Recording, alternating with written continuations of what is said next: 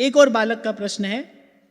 आप कह रहे हैं कि मैं एक ब्राह्मण बालक हूं, बचपन से ही संत महात्माओं के बीच में रहा हूं, आपको 7 साल से सुन रहा हूं, आपसे दीक्षा लेने का जब भी मन बनाता हूं तो दीक्षा नहीं ले पाता हूं। क्यों नहीं ले पाता हूं? मेरे घर में मेरे जो चाचा हैं वो भी महामंडलेश्वर हैं, और जब भी मैं उनसे बोलता हूं कि मैं दीक्षा लेना चाहता हूं तो वो ये कहकर मना कर देते हैं कि घर के लोग संत महात्मा है, बाहर गुरु क्यों ढूंढता है। बस इसी बारे में सोच सोच कर परेशान हूं, क्या करूं, आज तक दीक्षा ले नहीं पाया। देखो भैया, जिसकी लाठी होती है उसी की बकरी होती है। बेटा, मैं ऐसा एक विचार अपने मन में रखता हूं, जब नदी समुद्र की ओर चलती है ना, जब नदी समुद्र की ओर चलती है, ना तो वो किसी से अनुमति लेती है और ना ही वो किसी से मार्ग पूछती है।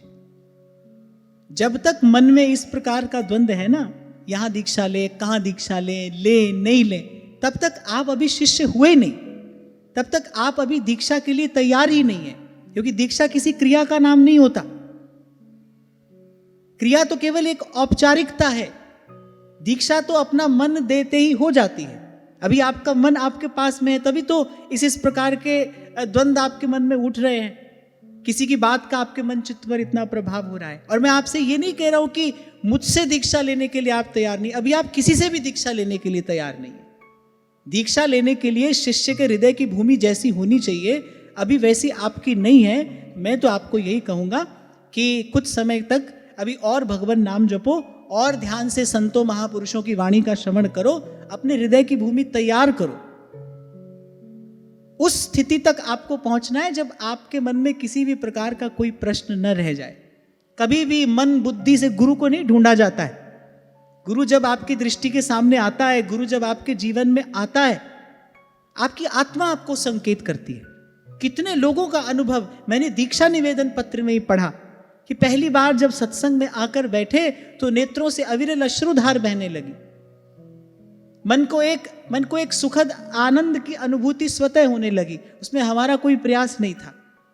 जब गुरु के सन्मुख आप आते हैं, जब गुरु जीवन में आता है, जब गुरु रूपी प्रकाश जीवन में आता है, तब कुछ घटना घटती है आपके भीतर, आपकी आत्मा आपको अनुभव कराती है। ये सब मन बुद्धि के विचार का विषय नहीं है, यहां से ले वहां से ले। और जिन जिन लोगों ने दीक्षा में मन बुद्धि का प्रयोग किया है वो कभी भी अपनी उपासना साधना में सफल नहीं हुए। ऐसे लोगों के दीक्षा निवेदन पत्र भी आते हैं, वर्षों पहले दीक्षा हो गई थी महाराज जी, मंत्र कभी जपा कभी नहीं जपा, अब मन में अनेक प्रकार के द्वंद्व हैं, कहीं और से दीक्षा ले ना ले। दीक्षा का परिणाम क्या आया?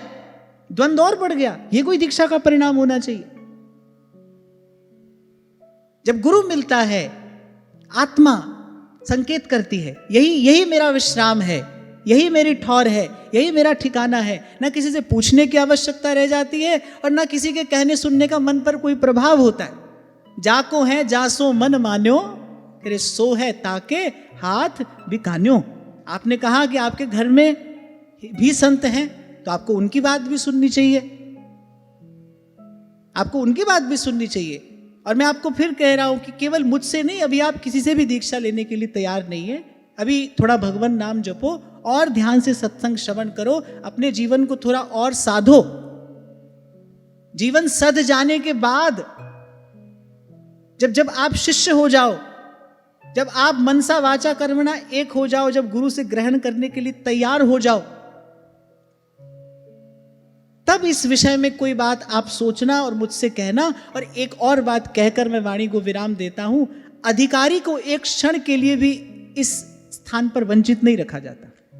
जैसे ही आपका पात्र तैयार होता है, वो महामहिम आपकी व्यवस्था करता है। किसी भी प्रकार से आपकी व्यवस्था होगी पर हो जाएगी, या तो आप कहीं पहुंचा दिए जाओगे, नहीं तो कोई आप तक आ जाएगा।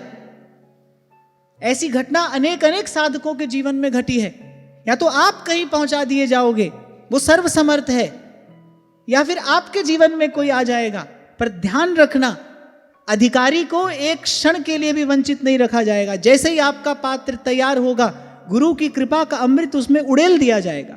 अभी जो मन की स्थिति है वो द्वंद्व युक्त है, इस द्वंद्व से थोड़ा मुक्त हो जाओ। और मुक्त होने की एक ही विधि है, सत्संग करो, भगवान नाम जपो और जहां तक हो सके जहाँ तक आपसे बन पड़े सेवा करते रहो, थोड़ा जीवन सधे, तब इस विषय में आप निर्णय करना।